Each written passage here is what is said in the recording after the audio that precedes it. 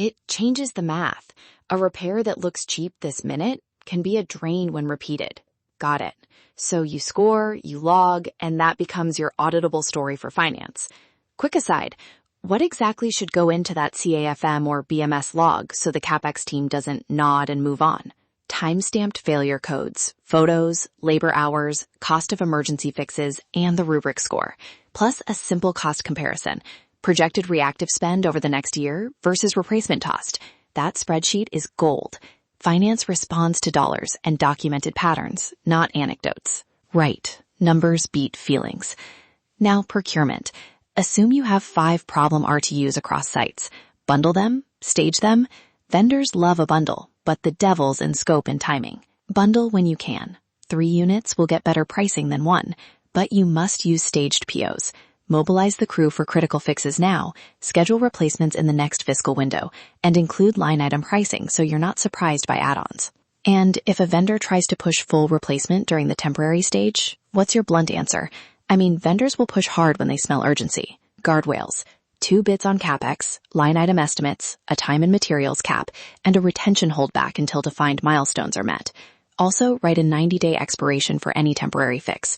If it's still temporary at day 90, you escalate. No exceptions. The 90-day clock is simple but underused.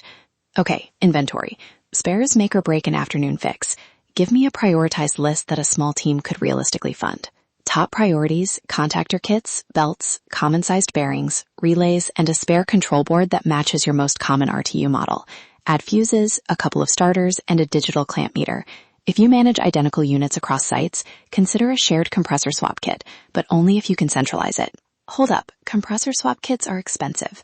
I'm not sure I buy recommending that for small shops with zero storeroom budget. Fair push. Don't buy one for every site. Buy smart, a single shared kit for sites with the same model, or a regional swap pool. Prioritize parts that avoid overtime labor first.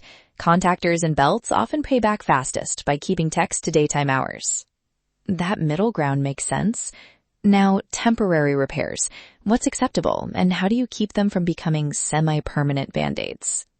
Define a temporary as something that restores safe operation and occupant comfort within tolerances, logged with photos, a replacement due date, and an owner. No concealing of safety issues, and pair temporaries on high recurrence units with monitoring. If it's just a quick patch without a plan, don't sign off on it. Monitoring. How deep does that need to be for a temporary? Full BAS historian, or can a lean shop get by? Lean shops. Trend run hours, discharge temps, and alarm codes. Record a weekly check-in in the work order. If you can add a small IoT sensor for suction discharge pressures, do it. The whole point is early morning. Don't wait for the next catastrophic trip. Give me a quick story. One site that went from constant RTU crises to scheduled replacement. Numbers, please. Sure. One retail campus had 3 RTUs failing on and off for 9 months. Reactive fixes and weekends cost about $120,000. We scored the units, bundled the 2 worst for scheduled replacement next quarter, and used spares and short-term monitoring on the 3rd. The result? Emergency spend dropped roughly 50% that year, and finance approved the bundled capex because we showed the trend and cost math. That's the payoff. Less emergency spend and fewer headaches. Okay, wrap with something listeners can do this week. Break the checklist into 3 executable bites and we'll trait lines so it sticks. Step 1, pull the 1-page rubric and score your top 5 troublemakers. Do that now. Don't overthink it.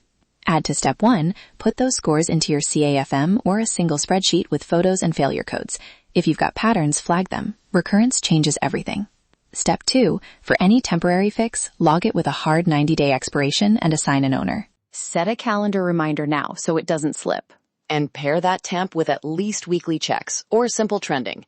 If you can't do sensors, at least a photographed run hour stamp in the work order, something you can point to in budgeting meetings. Step 3, bundle likely replacements where it makes sense. Get 2 bids with line item pricing and stage POs so you can spread cash without losing control. Exactly. And don't forget a small retention and a T&M cap. Those keep vendors honest. Do these 3 and you flip from firefighting to making choices. Download the 90-day triage template on the show page. Use it this week and email me one tough problem. Pick a unit, send the photos and your rubric score, and we'll triage one listener's case on air next episode.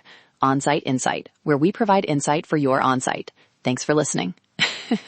And if you've got a vendor who smells blood, bring that story, scope, bids, and how they tried to upsell. We'll walk it through. Until next time, staged POs, 90-day clocks, and sharper spreadsheets. Catch you later.